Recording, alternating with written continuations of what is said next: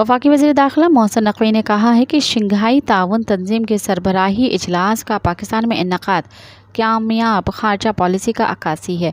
वफाकी वज़ीर दाखिला मोहसिन नकवी की ज़ेर सदारत CDA में अहम इजलास हुआ, जिसमें शंघाई ताउन तंजीम के सरबराही इजलास की तैयारियों और इंतजामात का जायज़ा लिया गया। इजलास में इस्लामाबाद की तज़यीन और आराइश और दीगर मनसूबों पर पेश रफ्त का भी जायज़ा लिया गया।